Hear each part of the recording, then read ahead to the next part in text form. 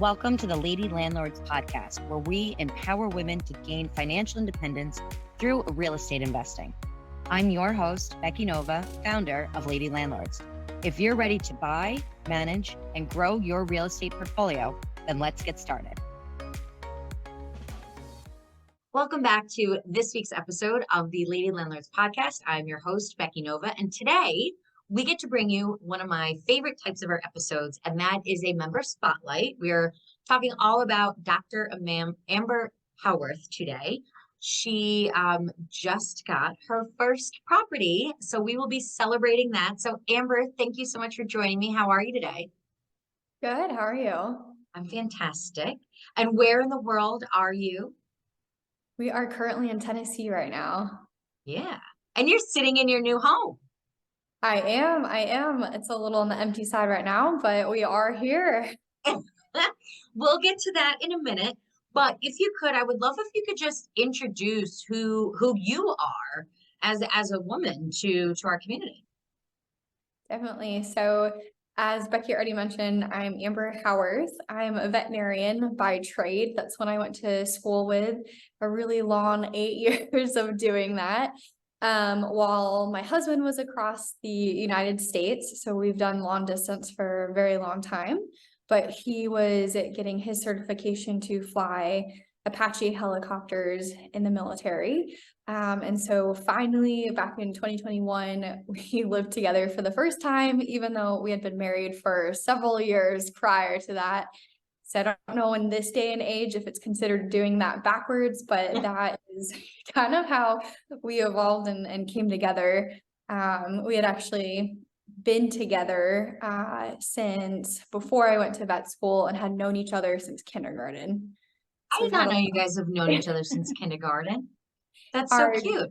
Our dads worked together and we had gone to the same school on and off since kindergarten because they work at the same company, so we were always very close in proximity to each other. Oh wow. Okay.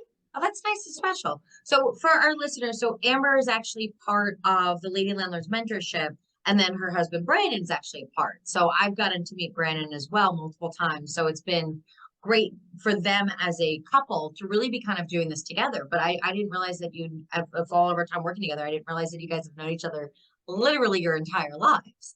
So, okay, that makes the two of you just even more, just that little much more cute than I already thought you guys were as a couple. So that's awesome. So whose idea was like real estate, trying to find financial freedom, changing your financial health? Because I mean, you're a doctor, right? Like that's huge. You're a doctor. And then your husband's in the military. Like you guys, those are both careers. Those are both, usually things that people kind of do the rest of their lives or for at least a long period of time. Who kind of was the one that was like, hey, maybe we need to think about something different here? So that was 100% me. Good. That's the answer I was hoping you were going to say. Yeah, going back to our childhoods, both of our parents didn't really exactly teach us too much about money other than you have to save it. And that is a good lesson in itself. But past that, what do you do? How do you save it? Where do you save it? And I started freaking out even before I went into veterinary school about the cost of it and how we were going to pay for it. And it really didn't hit me. I kind of put it on the back burner and buried my head in the sand while I was in veterinary college. And once COVID came around and we got dismissed from clinical rotations and I had all that free time on my hands, I ended up actually finding White Coat Investor first and then delving into Choose FI and those podcasts and platforms and really started listening about all of the different financial lessons and mistakes other people have made, and eventually started thinking about real estate, wandered into your Facebook group that I think has 30 or 40,000, maybe even more now, members to it, and started doing a little more research and looking through that, and then ended up coming over to your mentorship program. Right. So that's what I love is, and for some of the other sites that you kind of talked about there with White Coat Investor and Choose FI, What's interesting is that was actually very similar how I kind of got started in this financial freedom kind of journey too, was just more of looking at that idea of how can I increase like my financial literacy, right? That was something, same thing. My parents didn't teach me anything about finances. I was very lost. So it was just kind of how do we like move forward in that?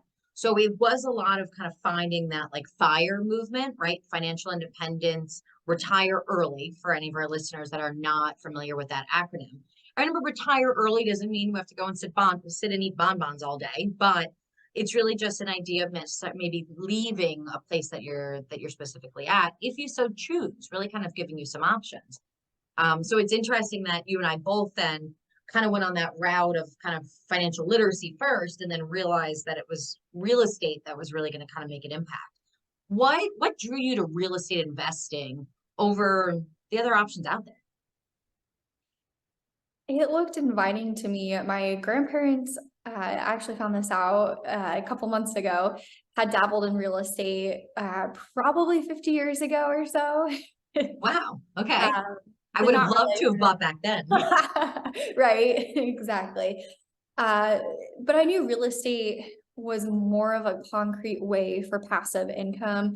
Everybody in these communities just keeps talking about, putting it into your retirement accounts and putting it here and there, which are all great ideas. I'm not knocking that by any means, but I wanted to take that next step and kind of progress us a little bit faster and put us on a different trajectory than maybe other people are wanting to go. And I knew that real estate was a really great way from all of that financial literacy and hearing other people talk, listening to other podcasts, reading blogs. I'm a little bit of a nerd on my off hours, if you can't tell. Well, I'm happy that you kind of did the research and kind of got out what you needed to. And I think that it's one of the things that I love about working with you is you always ask a lot of great questions. And you really like to make sure that you see like the full picture. So I'm sure you did that here. At what point though, did you kind of tell your partner, hey, there's some financial stuff we should look into. Hey, I was reading about this. Hey, I joined this website. At what point did you just kind of like go to him one day and be like, I read this book about investing. That's it. We're going. Or did you kind of go with more of like a drip tactic of like, hey, I listened to this podcast. I learned this. Do you remember kind of how you started to like introduce this concept, not specifically real estate investing, but just financial freedom and FIRE to Brandon? It was more of a drip process. We were Okay. both not really working during COVID, to say the least. And he was still getting paid and being able to stay home with me, which was really nice. And so when I would listen to things, he would kind of listen in too. And that's just kind of how it got the ball rolling for us. And he's also listened a little bit here and there to some of the podcasts, read some of the books. But he definitely is very much I'll go along with what you want to do. I'm very much the little steam engine that's like, wanting to take on this and that. And I have a bad habit of not saying no and taking it all on. But that's how it eventually started. And then we kind of built momentum into paying off my student loans. We did it in about 14, 15 months. And I Okay. had $163,000 in student loans, and we knocked them out that quickly and knew that we didn't want to be in debt. And then going from there, we started shunting all that money that we were putting towards the student loans into all of the various retirement accounts. Right.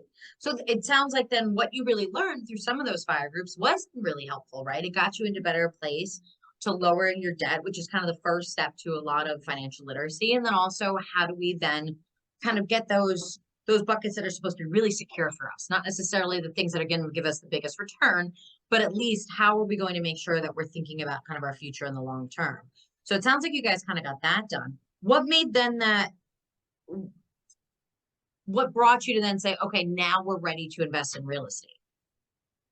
It was through the researching and listening to everything that I eventually was trying to take a step back and not necessarily trying to retire early, But I love traveling. I got bitten by the travel bug pretty early, and I love going and experiencing new things. And I knew Mhm. that I wanted to, at some point, even if I wasn't working full time, being able to travel, maybe more so full time. And I kept thinking, how was I going to do this for myself? How am I going to actually make that a reality? And where are these passive income streams going to come from? And Right. from that, that's how we settled on real estate and trying to build up a portfolio that would have that passive income to be able to support us going to, Thailand or Bali or something like that for a couple months and not having to worry about things. Right. Okay. And then how soon was that before then you and I started working together in the mentorship? It probably only was a few months before. My husband Oh, had good. said he wanted to get into real estate, and I kind of made us jump, take the huge jump, and was like, all right, let's do this. Okay, so you feel like kind of almost be like peppered this whole financial independence thing throughout the way with him. And then it sounds like almost, and I've had to do this more with my father than my husband, but kind of sometimes make them feel like it's their idea to do something. Right? So it sounds like almost then he came to you and was kind of like, hey, we should try real estate investing. And you were like, well, duh, like, of course, right? And then it was really then an easy kind of way for you to say, okay, cool, we're moving forward. Yeah, yeah, exactly. He said he's always wanted to do something in real estate, and then life kind of just got in the way and got busy. And I was like, let's backtrack this and see if we can actually get there. So when that happened, then once again, a couple months then before we started working together, was there what were you what had you tried to do during those few months to get real estate started? Honestly, not much because life got in the way. It was more of just researching everything and looking at your program and then eventually reaching out to you. I think it was in November, December, something like that. Yeah, somewhere around in the fall. Yeah. Um, So I think we were both too scared because we hadn't ever bought a property before to do it on our own. right. But And you so guys were we're still renting correct. at that point in time. So it was a completely new process. Like it's not like you had gone through that as your primary. It was a completely kind of like new thing. Correct. Okay. So a lot of our listeners have problems because they can't get their partner on board, right? When then since you and Brandon were both on board with real estate, do you feel that there was like even from the beginning, were you two like ready with like the idea of like moving into the rentals, or did you feel like you kind of debated like, well, Brandon wants to do a flip, but I wanted a rental, but he wanted long term, but I wanted short term. Did you guys have any of those? Were you pretty much like aligned from the beginning? Or did you feel that that your visions for real estate were different? I don't think our visions for real estate were too different. I've always known I wanted a couple of Airbnbs, Right, just that way, if we want to use it a week out of the year, we could. And then for the 51 weeks, someone else could use it. But yeah, I think we always knew our first one was going to be a renter situation, not necessarily an Airbnb to start off right, with. But that is more so the long-term goal. I think more than anything, he was a little more nervous than I was about going forward, a little more skeptical, and was like, well, if you're sure, if you think this will work. But yeah, now we're here. right. Okay. So then after kind of a couple months, you said, you kind of really didn't do kind of like too much. It sounds like more just kind of figuring the pieces out. What made you say like, hey, we're gonna need to bring in some outside help. We're gonna have to find like a mentor to work with. I think it was just because our lives are really busy to begin with the shifts that we work and the type of shifts that we both work, Right, and both of us not knowing real estate. And I came to him and said, we could try to do this ourselves, but I don't want to get in over my head or be underwater on a house or not being able to get a tenant in. And I'd rather have someone who's already done this before and already knows the process and the steps. And right. so I was like, we really need to bring in help to figure out what we're doing. And then once we tackle that, we can expand it from there. Gotcha. No, and that's really smart, right? You anything that you're doing that's new, right? Same thing. You're a vet. trying to, operate on a dog for the first time, you probably are going to want to learn from somebody else that's been there, done that. You have to kind of go through those educational stages. So I do appreciate that the two of you said, hey, let's get the support we need. And once again, I kind of always talk about the mentorship program as also being something that like has training wheels on it, right? The idea is that we take those off and then, you leave the nest here. So, okay. So gotcha. So then when you guys then joined, like what did you feel like was the biggest place that you were stuck at for buying your first property?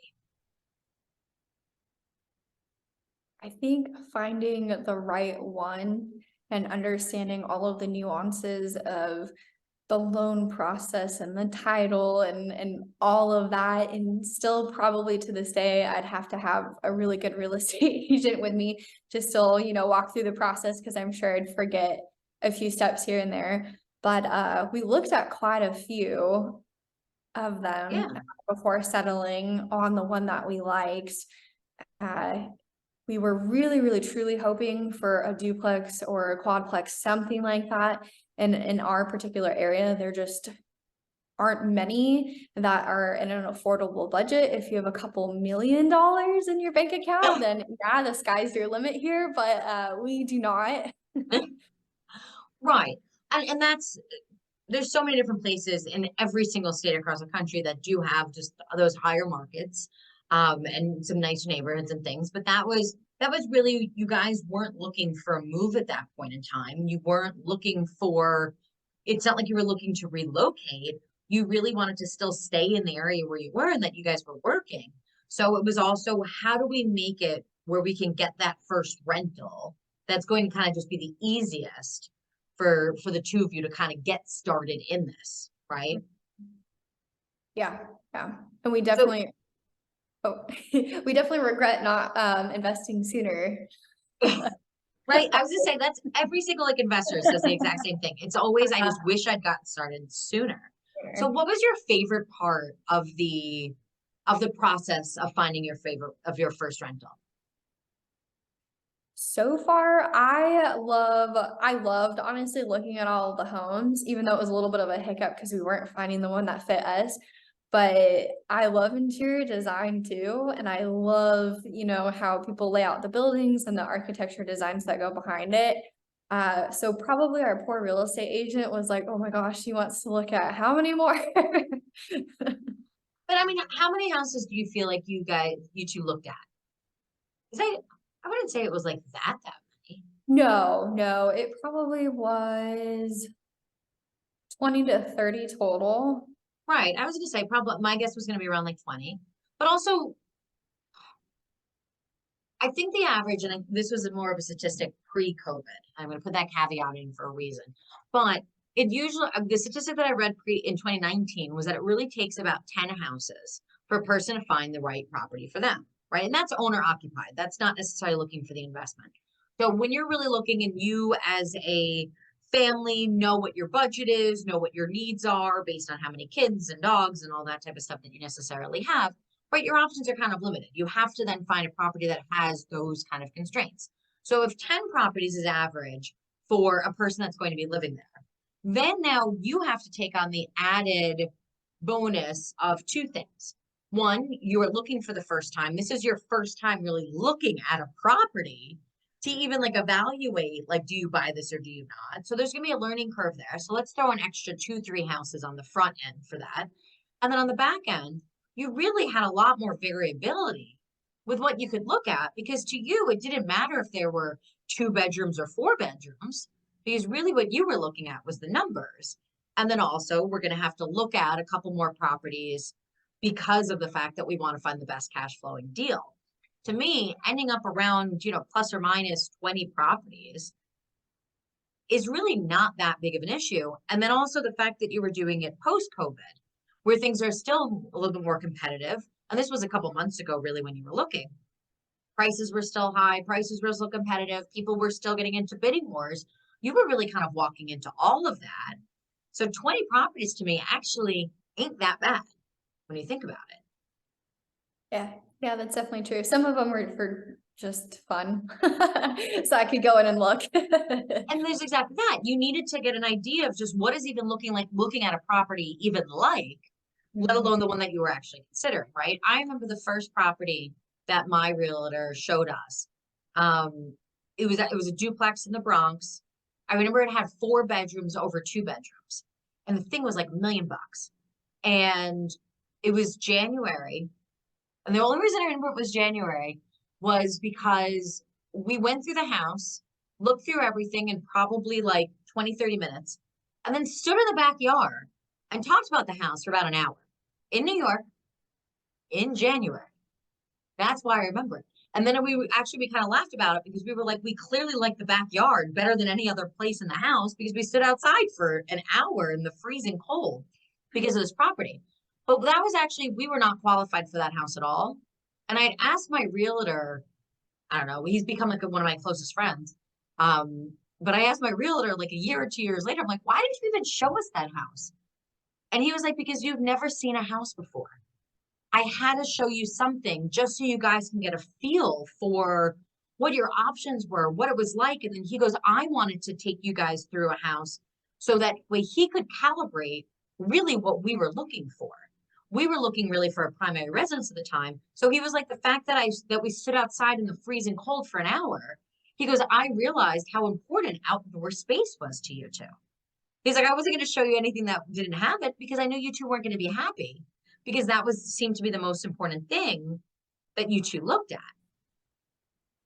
So there is kind of a couple of houses that you have to look at to kind of calibrate yourself as you kind of go through. So it sounds like you just kind of going to an open house or walking through a property to kind of get a feel for what you were looking for or not. I think that was actually a really smart idea. Yeah, yeah. We honestly, I grew up, my dad would run security sometimes for new houses being built in our area.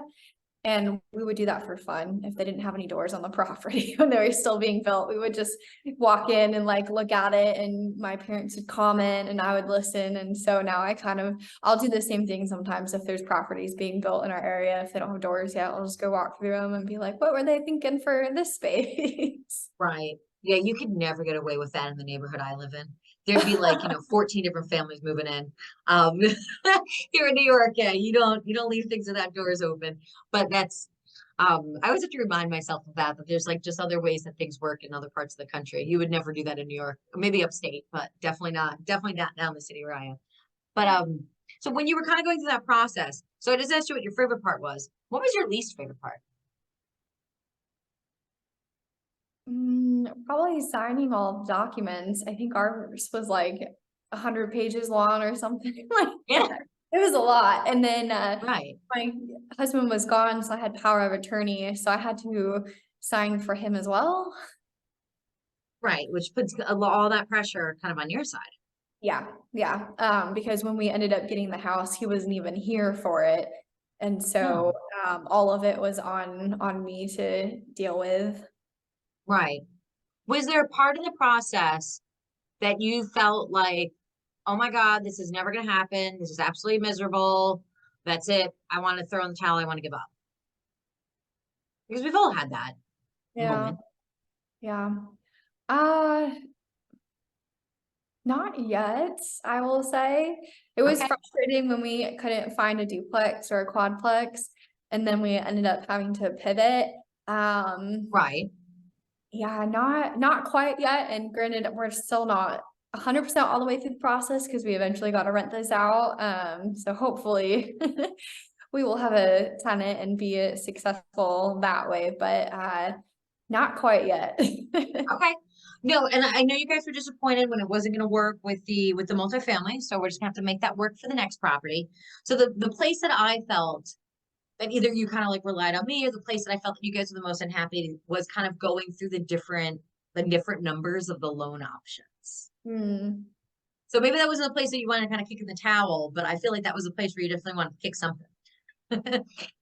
Yeah, yeah, definitely. No, yeah, with the interest rates and going back and forth and having the bank, which I didn't realize that interest rates can change on the daily basis. I didn't realize it was that volatile like the stock market was.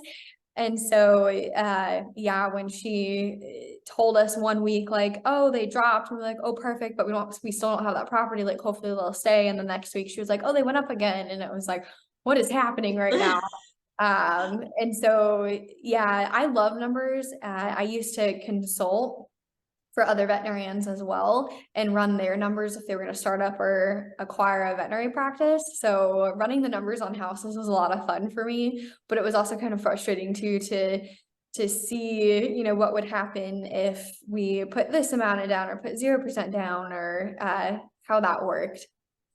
Right. And once again, for the 0% down, let's also then clarify why that was that you guys are putting 0% down. So what type of loan option did we end up going with for you guys? We ended up going with a VA loan. Right. And then how much does that mean you had to put down? 0%.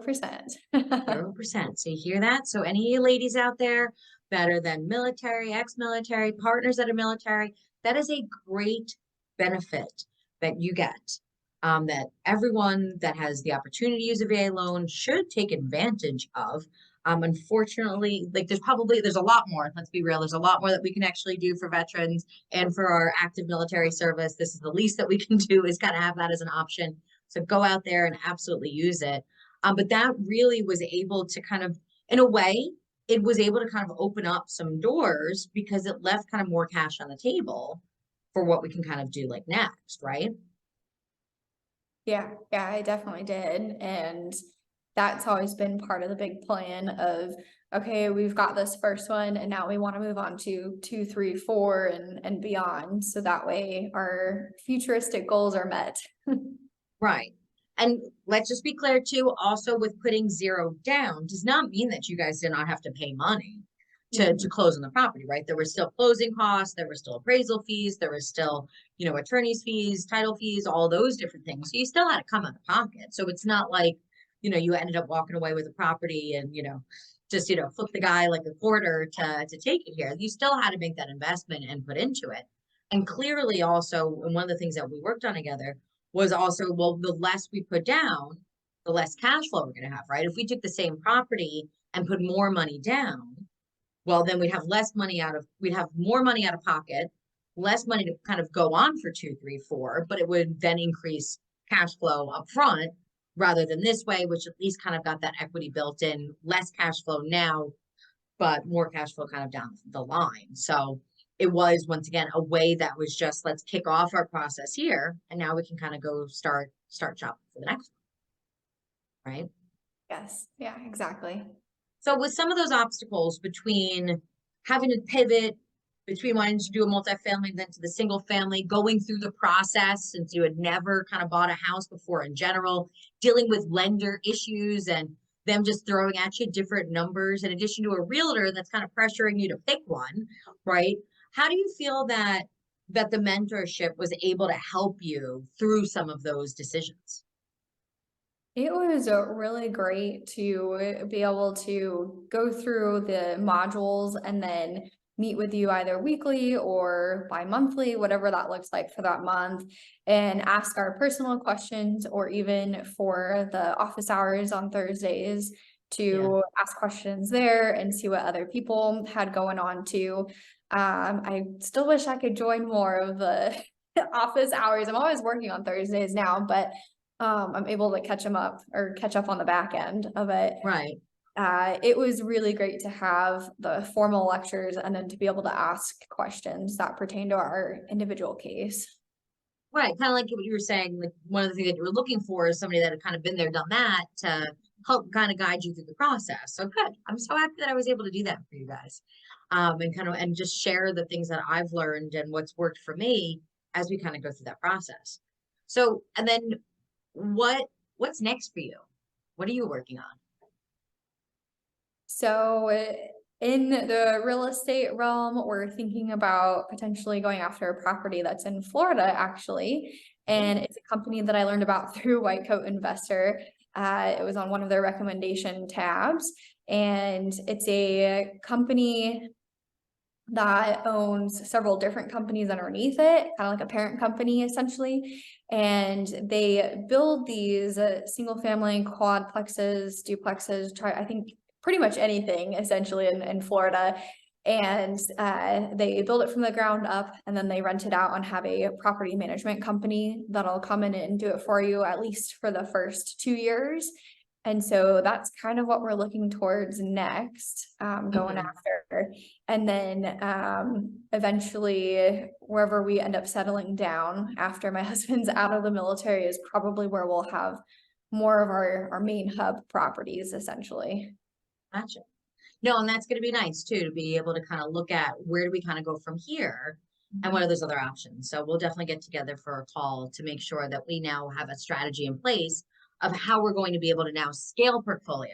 But getting that first property is always a huge accomplishment. It's just kind of the start to a great journey. And it really walked you through the process. And you and Brandon did such a great job just following along the steps, trusting in the process, and really just kind of like maybe not enjoying every moment, but really just kind of like enjoying like the journey that you two went on.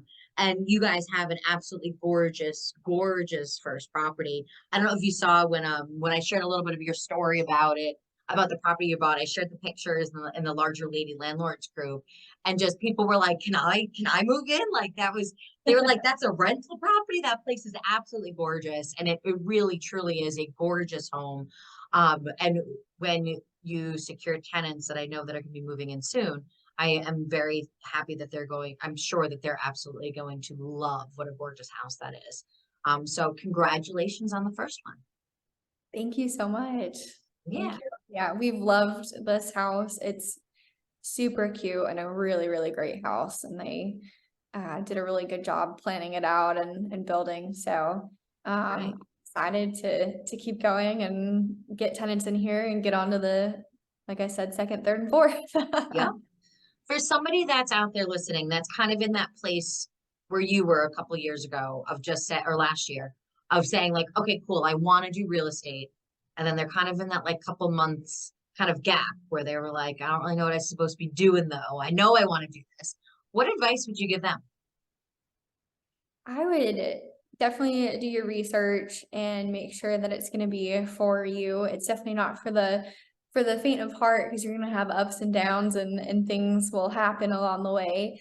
And that's me speaking without tenants in place, because I'm sure that's going to bring its own fun things coming up. But do your research and I definitely take the leap. Take the leap. Start sooner than later.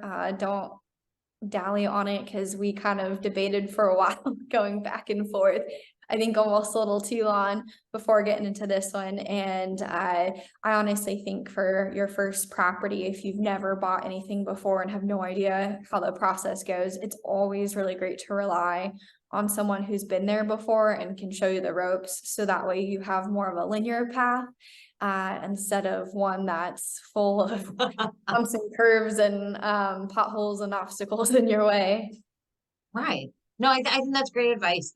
That's honestly, I say the same thing all the time. It's better to have bought the property, to have bought a property, even if it was just a single and not a home run, but better to do it today than tomorrow.